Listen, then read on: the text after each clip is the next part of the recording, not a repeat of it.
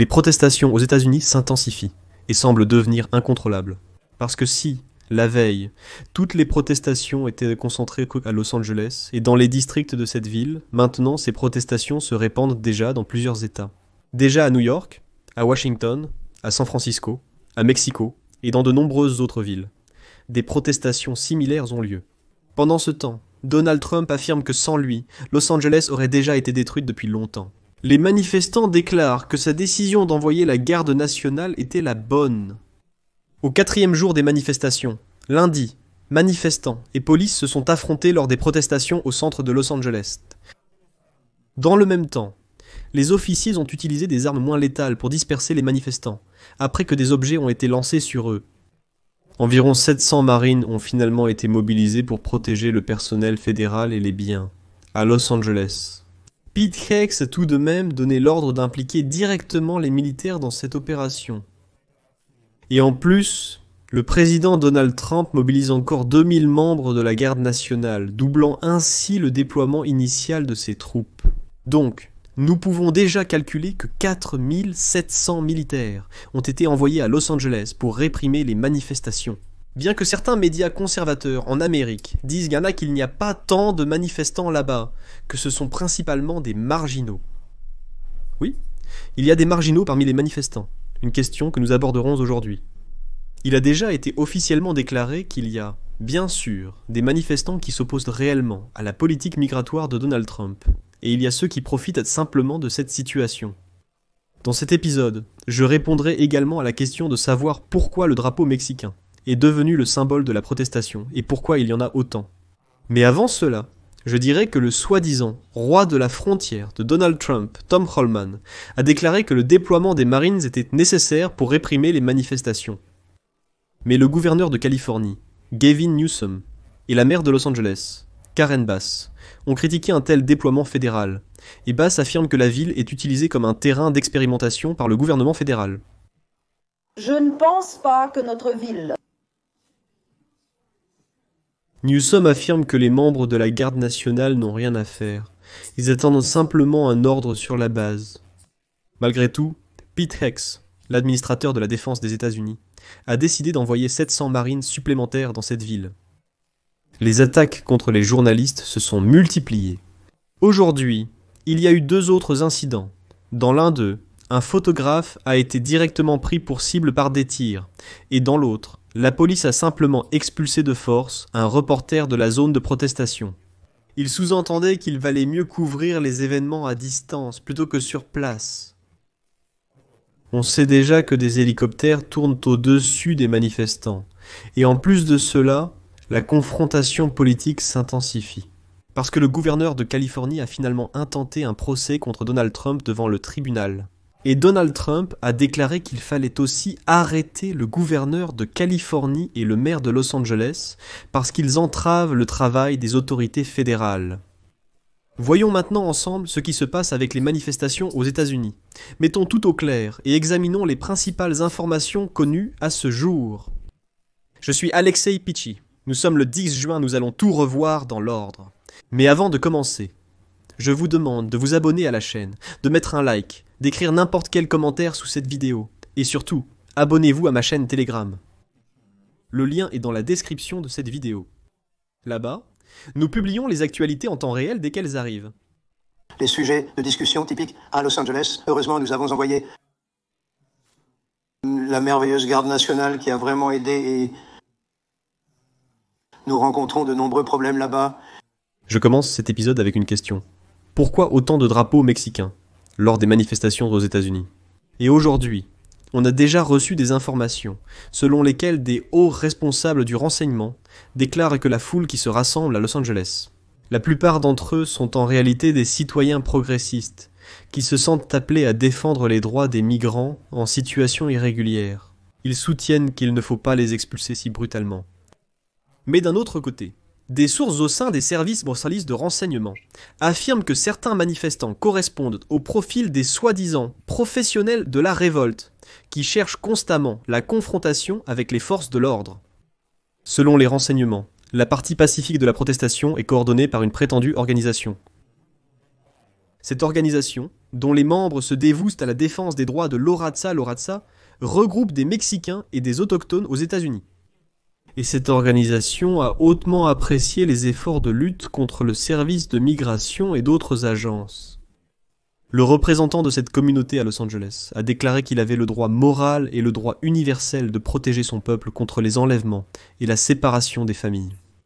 Cela explique la présence de nombreux drapeaux mexicains. Parce qu'en fait, c'est principalement cette organisation qui a assumé, pour ainsi dire, l'idée de coordonner cette protestation. En même temps, selon les agents des forces de l'ordre, loin de tous ceux qui sont descendus dans les rues de Los Angeles ces 4 derniers jours, étaient uniquement motivés par le désir d'exprimer leur protestation contre les mesures migratoires de l'administration de Donald Trump. Le chef de la police de Los Angeles, Jim McDonnell, a souligné les différences entre les criminels et les manifestants légitimes.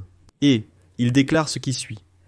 Quand je regarde les personnes qui commettent des actes de violence, je vois que ce ne sont pas les mêmes personnes que nous voyons pendant la journée, qui exercent légalement leurs droits garantis par le premier amendement, afin d'avoir la possibilité d'exprimer leurs sentiments concernant le problème du contrôle de l'immigration. D'ailleurs, cela coïncide avec ce qu'ont découvert les analystes du renseignement après avoir évalué les manifestants à Los Angeles, dont j'ai parlé un peu plus tôt. Et, comme il est indiqué, de nombreux manifestants se sont opposés aux récentes descentes d'immigration et au déploiement de la garde nationale par le président Donald Trump. Cependant, d'autres correspondent aux caractéristiques des émeutiers professionnels, et il est bien connu que ces personnes cherchent constamment la confrontation avec les forces de l'ordre.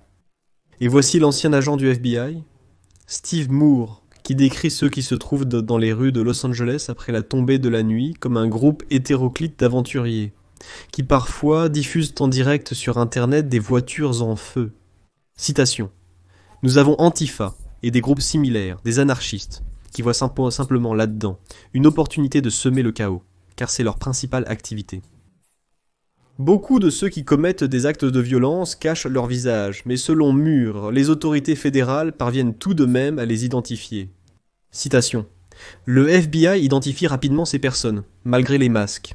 Le FBI dispose de technologies que les anarchistes ne comprennent vraiment pas. » Donc c'est la première évaluation, selon laquelle, oui, il y a vraiment des émeutiers absolus qui sortent principalement la nuit à ces manifestations et provoquent tous ces saccages.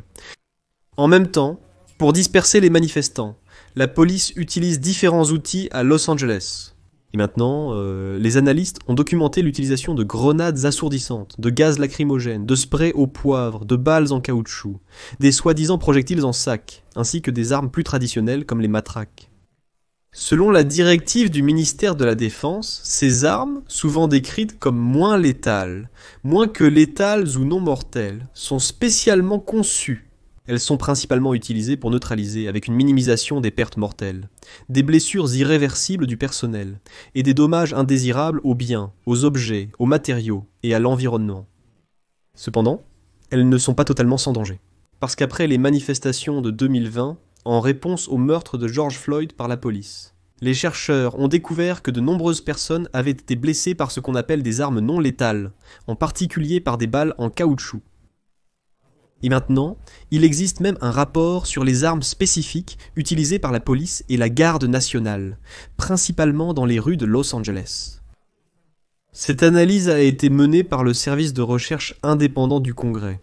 Il s'agit avant tout des matraques.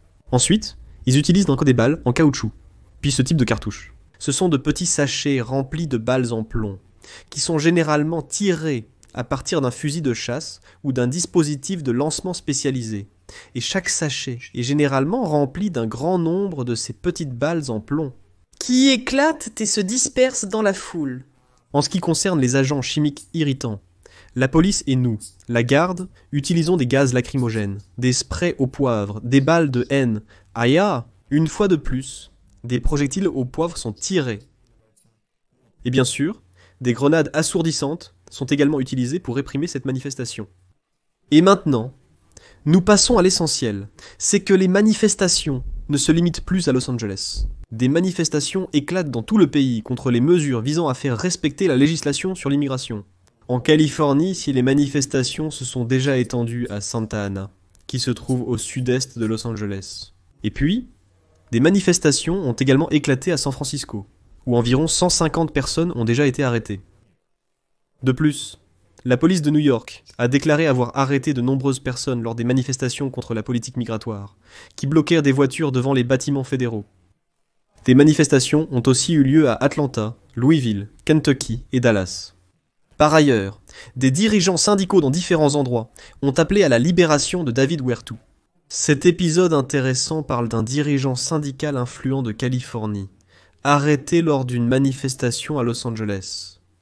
Plus tard, libéré sous caution, il est accusé d'avoir prétendument entravé le travail des agents de l'immigration. Des manifestations pour sa libération ont eu lieu dans des villes comme Boston, Pittsburgh, Charlotte, Seattle, à Washington d'ailleurs, dans le district de Columbia, dans le Connecticut et à New York. Finalement, les démocrates ont réagi d'une certaine façon à la situation actuelle aux États-Unis d'Amérique, sortant ainsi de l'ombre. Le représentant du Parti démocrate de Californie, John Garamendi, a déclaré que la réaction du président Donald Trump aux manifestations dans le centre de Los Angeles consiste en ce que Trump fait semblant d'être le roi de ce pays, possédant un pouvoir absolu et l'autorité de faire tout ce qu'il veut. Garamendi a déclaré que le recul très important provoqué par les récentes descentes d'immigration et les actions de Trump était attendu. Il ne trouve pas des criminels, il trouve des gens qui sont des membres de familles travailleurs. Certains d'entre eux étudient. Ils ont semé la peur dans tout le pays. Eh bien, ensuite, le député a exprimé l'espoir que la police de l'État et la police locale pourront garder le contrôle et que toute cette situation se calmera. Les manifestations pacifiques ne sont appropriées et légales, mais elles ne doivent pas être violentes. Jeter des pierres et des bouteilles sur la police n'est pas correct. Ces personnes doivent être arrêtées, et le seront probablement. Trump, fidèle à son style, a déclaré que si ce n'était pas pour lui, Los Angeles n'existerait déjà plus du tout. Il a défendu sa décision controversée de déployer la garde nationale à Los Angeles, malgré la volonté du gouverneur de Californie, Gavin Newsom. Et sur les réseaux sociaux, il a écrit ce qui suit. « Si je n'avais pas envoyé les troupes à Los Angeles ces 3 dernières nuits, cette ville autrefois magnifique et grande aurait déjà brûlé, jusqu'au bout, comme cela s'est produit avec les 25 000 maisons qui ont brûlé à Los Angeles à cause de l'incompétence du gouverneur et du maire. » Ici, bien sûr, la comparaison est absolument étrange, parce qu'en fait, Trump, il fait probablement référence aux incendies de forêt qui ont vraiment dévasté l'État au début de cette année. Il compare le fait que 25 000 maisons ont brûlé lors des incendies, et que cela se reproduirait aujourd'hui. En réalité, il s'agit d'une manifestation, et c'est tout à fait différent. Mais il dit que si la garde nationale n'avait pas été envoyée, il y aurait eu des conséquences terribles. Mais ce n'est encore loin d'être tout. Le fait est que, pour Trump, excusez-moi, c'est mon opinion subjective, mais à mon avis, il a complètement perdu la tête. Et la veille, le 9 juin, sur ce même réseau social Truth Social, il écrit ce qui suit. « Nous avons pris la bonne décision en envoyant la garde nationale pour mettre fin aux émeutes violentes en Californie. Si nous ne l'avions pas fait, Los Angeles aurait été complètement détruite. » Le gouverneur incompétent Gavin Newsom et la maire Karen Bassen auraient dû dire « Merci président Trump, vous êtes tout simplement merveilleux.